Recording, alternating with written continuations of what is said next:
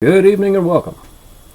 I'm Reverend Jeff Snyder, and this is Beyond Loaves and Fishes, the live stream Bible study. If you haven't been with us before, if you're watching this later, please join us on Tuesday evenings. Just go to the J.S. Brooks site. You'll see my face there, a cartoon image, and subscribe. Hit the bell and you'll get the notifications of when we're meeting again. It's usually every Tuesday. So come and join us. We're inviting you. And right now we're working on the book of Judges, which is quite the story. We're just about to get into chapter 3 and chapter 4. And in it, you've got to watch out for tent peg wielding people and the suspicious left-handed avenger. So, if you're intrigued by that, you really ought to be watching tonight. You're also going to find out that to keep people interested, the writers of Judges, at least, were not above or below using some pretty gross descriptions to keep people interested. Sort of the B-horror movie approach to keeping your audience's attention, you might say. Hello, Lisa. I'm glad you're here. Welcome aboard. We're going to get into Judges in just a minute and see where we go this week. We had just finished... what had we just finished? We had just finished chapter 2 when we left off, and we're getting ready to start with chapter 3. Hi, Sherry. Glad you're here. We're going to go ahead and get started. And the book of Judges helps to explain the difficulty that ancient Israel had in taking ownership of the land. They had a big quandary on their hands. Hey, Cheney, glad you're with us. And they had this little problem in that in the tribal situation, you knew your God was more powerful than other people's gods when you won. And they weren't winning all the time. So that gave them a dilemma into exactly how do you explain this. And they're working on it. And in Judges 2:22 through 23, it reads, in order to test Israel, whether or not they would take care to walk in the way of the Lord, as their ancestors did.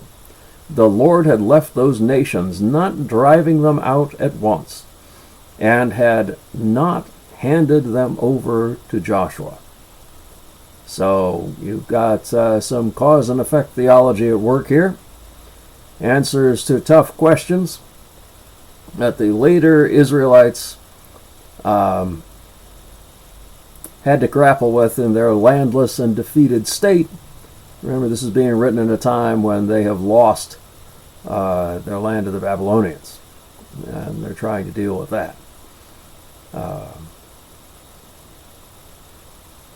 So, what does it say about us trapping ourselves in a particular mindset? Hey, Will, glad you're with us tonight, too. How do we handle it when some cozy answers we've come up with start to crumble around us when things go bad, when we thought we were absolutely certain about how everything was, and then suddenly things just don't go the way they've gone in the past? It can be very unsettling. And I think you see signs of that now where things can be pretty unsettling as things transition from one thing to another, or God leads us in a different direction and things don't work quite the way they used to. And that's kind of the quandary we've got going on here in Judges. So they've painted themselves into a corner when it comes to how they think about God and how they think about themselves. So it assumes the Israelites' interpretation of God's promise to Abraham and Moses is indisputable. That God's promised a vast nation, literal monarchy with plenty of real estate, wealth, and military power would be what would follow. That this would be part of the blessings that they would have. And is that not how we tend to see things today at times? I imagine it is. Here in the West, we might have a more individualistic interpretation of the covenant promise concerning personal success rather than national success. In fact, when you read the Old Testament and they say, they're praying for the people to profit or to be blessed, they mean that as a communal blessing. They mean that as a blessing for the people of the nation. They don't mean that as an individual blessing. We've reinterpreted that some over time.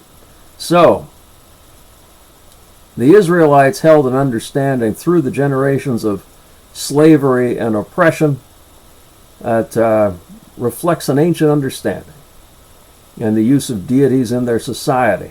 And they're being confronted with some differences. Do you suppose God finds our interpretations of God and God's way of being maddening sometimes? Because God meets us where we are, and over the long arc of history tries to adjust the way we do things, the way we think, but that takes a good long time. So is this a cautionary note for us when we argue about interpretations today? One over another, you see a lot of that. And when somebody's feeling particularly backed in the corner, sometimes they'll say something along the lines of, beware the wolf in sheep's clothing. This is an individual who doesn't agree with our particular interpretation or my particular interpretation, therefore that person can't be trusted.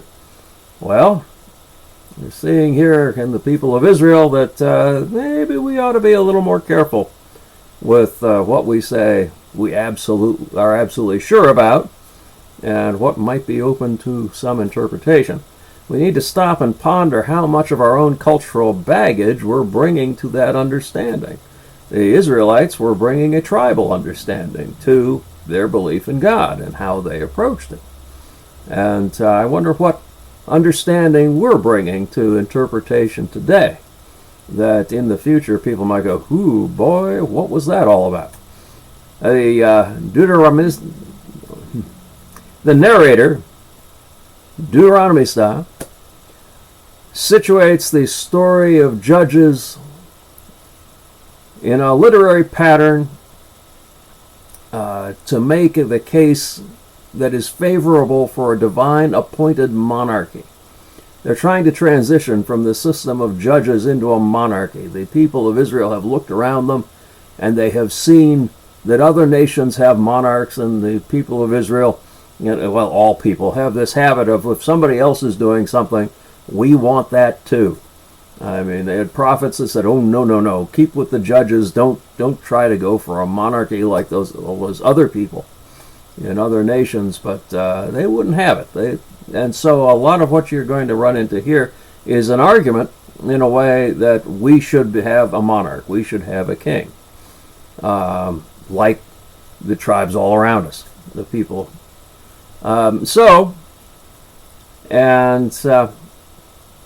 This was also a way to remind Israel that God had not forgotten them, in spite of their waywardness in so many ways. There's some assurance going on here as well. There's a pattern in this all as well. Israel does evil in Yahweh's sight. Yahweh gives the people into the hands of the oppressors. Israel cries out to Yahweh. Yahweh raises up a deliverer for the people. The deliverer defeats the oppressor, and the people are faithful while the deliverer is alive and the land has some rest. And the deliverers are the judges, the name of this book. So, Othniel from chapter 3, verses 7 through 11, will be the first model judge to fit this pattern. And Ehud, from 3:12 to 30, will be the next. After God sends each deliverer, the narrator reports that Israel enjoys a time of peace and prosperity. And this is following a pattern. Israel will eventually disobey God, and the cycle will begin all over again. It reminds me of a pattern I heard about when I was watching a show about China. the dynastic ages of China. And there would be roughly 400 years of war, followed by a golden age, about 100 years of peace. And then the cycle would tragically repeat time and time and time again. I'd say there's a warning for us in this. There's also a reality check. Humanity hasn't changed all that much. Or so it seems. What do you think? Are we still a people who goes through those cycles like that here in the United States and elsewhere in the world? Or have we changed in some way between the time of the judges and today in that regard? The time of the Chinese dynasties as well, and now. What do you think? Give that one some thought as we start into chapter 3, verses 1 through 11. And listen in. Now these are the nations that the Lord left to test all those in Israel who had no experience of any war in Canaan. It was only that successive generations of Israelites might know war to teach those who had no experience of it before. The 5 lords of the Philistines and all the Canaanites and the Sidonians and the Hivitites who lived on Mount Lebanon from Mount Baal-Hermon, there we go, as far as Lebo Hamath. They were for the testing of Israel, to know whether Israel would obey the commandments of the Lord, which he commanded their ancestors by Moses. So the Israelites lived among the Canaanites, the Hittites, the Amorites, the Perizzites, the Hivitites, and the Jebusites. And they took their daughters as wives for themselves, and their own daughters they gave to their sons, and they worshipped their gods. Now, does that seem like what they're supposed to be doing, or is that, have they gone by the wayside a little bit there? Oh, I see we're having some rough video issues. Well, hang in there. Let's see if it gets better. Hopefully you can still hear what I'm having to say. Hopefully we haven't had anything blow up on us. So the Israelites did what was evil in the sight of the Lord, forgetting the Lord their God and worshiping the Baals and the Asherahs. Therefore the anger of the Lord was kindled against Israel, and he sold them into the hands of King Cushan Rishathaim of Amram Naharaim, and the Israelites served Cushan Rishathaim 8 years. It probably took them 8 years just to say that name. But when the Israelites cried out to the Lord raised up a deliverer for the Israelites, who delivered them, Othniel, son of Zenaz, Caleb's younger brother. Now that's the first judge we mention, right? So, the Spirit of the Lord came upon him, and he judged Israel. He went out to war, and the Lord gave King Cushan Rishathaim of Aram into his hands, and his hands prevailed against Cushan Rishathaim. So the land had rest 40 years. Then Othniel's son of Kenaz died. Now you notice when they die, then things go by the wayside. Oh, think it's because of the rain. It could very well be. Thank you, Cheney. All right. Now fasten your seat belts because we're in for a bumpy ride. We're going to get into chapter 3, verses 12 through 30. And this is where things get really interesting for the first time. And here's where you're going to get some interpretation from the CEB Storyteller's Bible, which helps to couch things for those who are going to tell these things in a storyteller's fashion. And they have some very interesting insights into what's going on here and why things are the way they are. After the earliest portion of the Israelite settlement in Canaan, Israel ruled itself in a dual fashion. Everyday affairs were controlled on the tribal level. All right? Elders at various levels of organization were chosen by their virtue, by their heredity, by their popularity, and by their advanced age. It's an interesting set of criteria, wouldn't you say? They served over the extended family, the smallest social unit in Israel. The clan made up... I found this on the web. Okay. They served over the extended family, the smallest... No. Siri, I wasn't asking you. Don't do that. Sorry about that. That was interesting and unique. We're going to turn that phone off. All right. The clan was made up of a number of families. Then the tribe was bigger than that. Every tribe was relatively independent, kind of like Baptists. Each church is relatively independent. Sharing with the other tribes a sense of shared history, all swearing allegiance to the tribal god Yahweh. That's the name they gave to God out of respect for God, not using God's name. And recognize certain, to a certain extent, a common priesthood. Now, you got that? That's the basic social structure.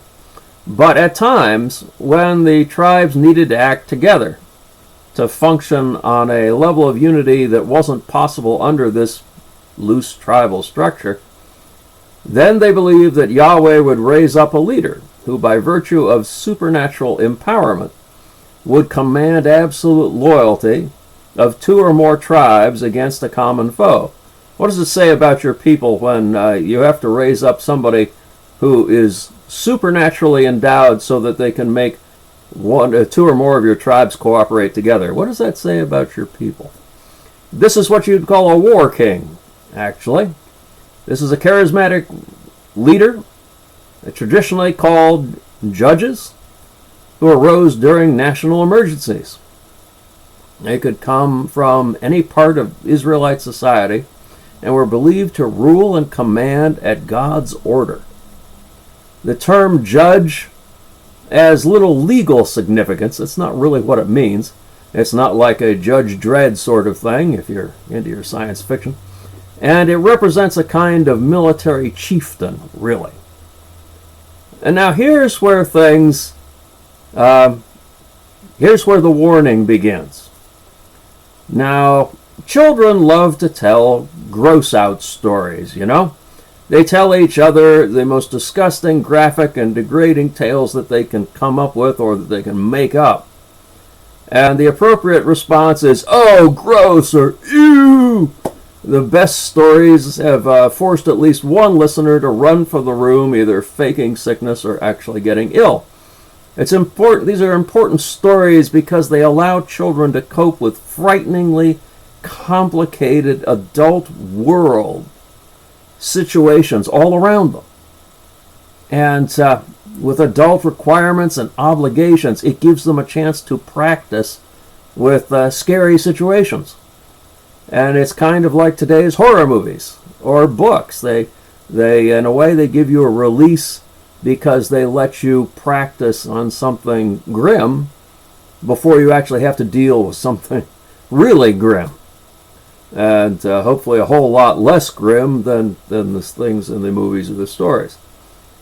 So we break the codes of modesty when we do this, and kids are able to cut the adult world down to a more manageable size. They know they can't speak this way around adults, and that increases their pleasure, actually, because it's a bit of a forbidden thing. Would you ever expect to find that kind of story in the Bible? Well, welcome to the book of Judges. Here it is. This is a story about how the Israelite hero, Ehud, our second judge, outwits the overweight Moabite king Eglon. Think Jabba the Hutt for size. In Israel's gross out story from back in the day. Now remember, the people are trying to blow off some steam. They're trying to get around the really wretched situation they find themselves in, and so this sort of thing would come as a relief, not just for children, but for adults as well. Just like watching B-grade horror movies, the kind Bruce Campbell made so many of, helps us today.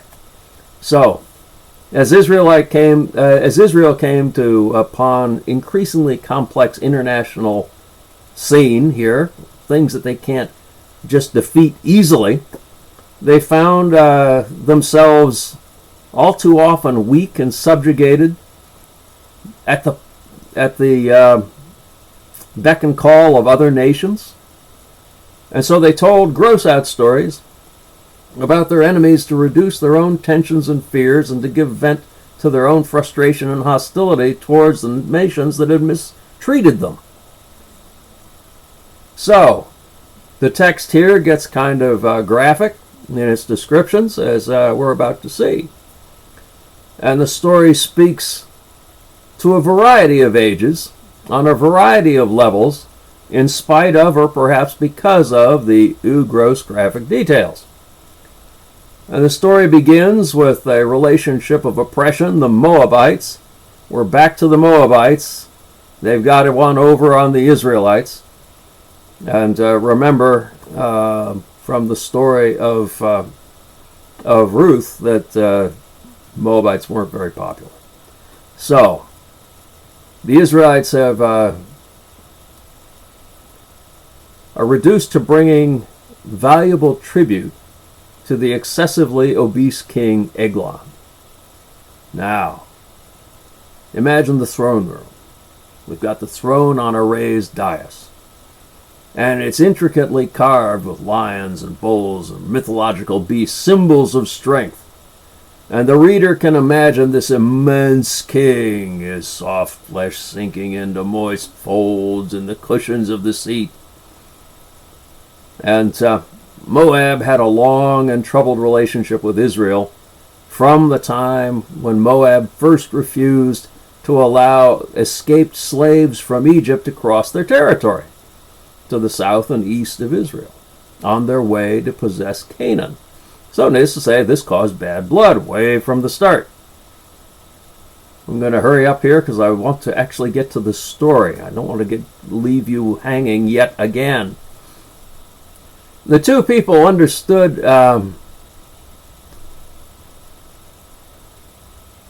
that they were related to one another, the Moabites and the Israelites. And do you think that made it worse? Maybe this close relationship doesn't help.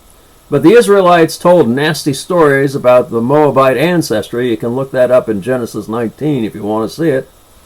And during the time before and after the monarchy, Israel and Moab constantly vied for dominance over a boundary they shared. So they got border disputes going on. So back in the day, left-handed people, yeah, maybe so, Cheney. Left-handed people, are there any lefties amongst us tonight? That would be interesting to know. They were considered marginal figures, regarded with suspicion, and at the same time were considered magically infused individuals, looked upon with awe. Talk about having it both ways. Ehud is the left-handed man. He's from the tribe of Benjamin. He's commissioned to break Moab's hold on Israelites' territory. And he devised a plan that's tailor-made for his left-handedness. It's a sneaky plan. He places a short sword on his right side. A right-handed person would place it on their left side, where they could easily reach for it. And he figured he's not likely to get frisked for the less commonly expected side for a sword, that he's going to be able to get this undercover into the king's throne room, especially by Moabites, whom the storytellers considered incredibly stupid. Another way of making the story interesting. I don't know historically that this was the case, but this is for the storytelling. Spice it up a little bit. Talk about ancient people holding a grudge. Do people still hold grudges like this today? They still make up stories about each other like this today? You ever heard state jokes where one state makes jokes about how dumb people are and this state just on the other side of the line? Readers should be cautioned that this is a tale of national hostility. The Israelites are setting the Moabites up to look dumb, to look silly. It's a similar story is told in modern times. If it was told in modern times, it would bring up charges of racism or national chauvinism. You ready? Here we go. Beginning with verse 12. The Israelites again did what was evil in the sight of the Lord, and the Lord strengthened King Eglon of Moab against Israel, because they had done what was evil in the sight of the Lord. In alliance with the Ammonites and the Amalekites, he went and defeated Israel, and they took possession of the city of palms. So the Israelites served King Eglon of Moab 18 years. But when the Israelites cried out to the Lord raised up for them a deliverer, Ehud, son of Jerah, the Benjaminite, a left-handed man. The Israelites sent tribute by him to King Eglon of Moab. Ehud made for himself a sword with two edges, a cubit in length, and he fastened it on his right thigh under his clothes.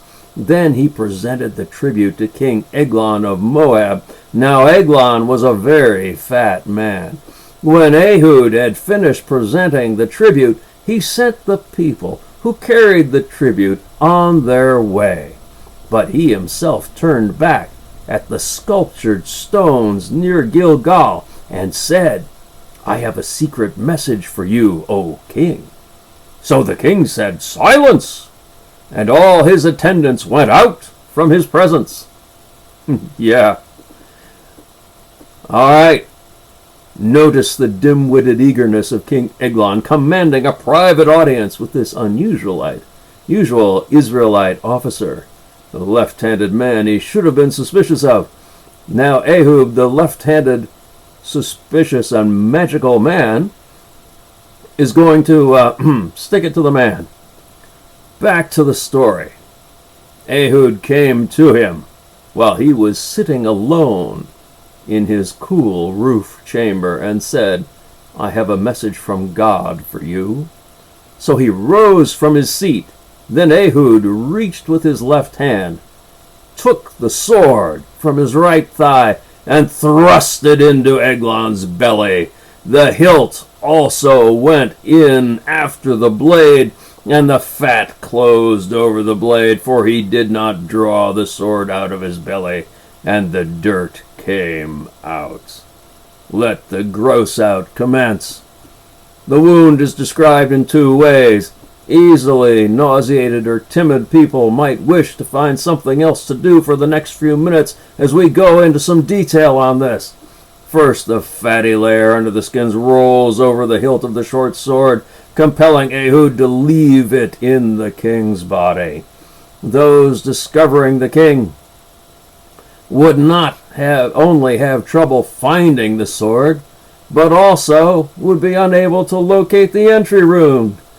Is that gross enough for you? Oh no, we're not done. Second, though short, the sword was long enough to come out his back, spilling the contents of his intestines on the floor, the dirt. Even reliable speculation has it that Ehud escaped through a hole in the floor where that emptied into the king's personal privy. It explains how he was able to escape unseen, while the doors to the king's chamber remained locked from the inside. One of those locked chamber mysteries. And detail is piling on disgusting detail, contributing to Ehud's escape. Now, we've gone from gross out to light comic effect here. We go back to the story. Then Ehud went out into the vestibule and closed the doors of the roof chamber on him and locked them. After he had gone, the servants came. When they saw that the doors of the roof chamber were locked, they thought, he must be relieving himself in the cool chamber. So they waited until they were embarrassed. It had been a long time.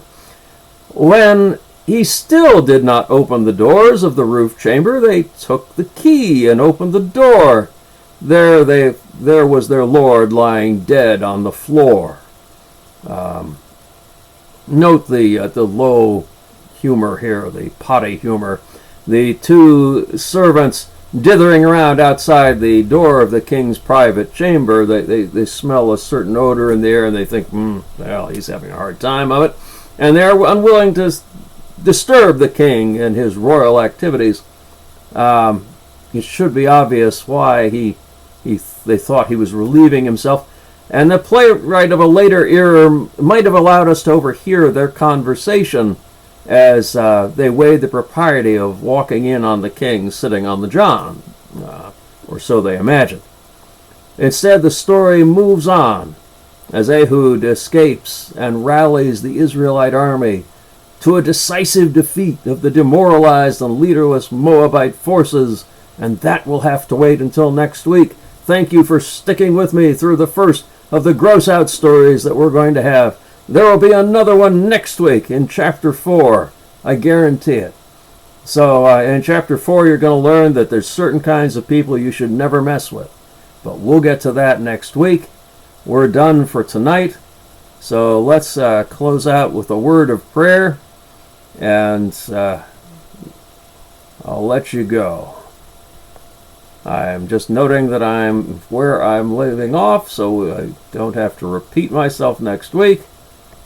I think one round through that story is probably more than enough, wouldn't you say? So, let's pray.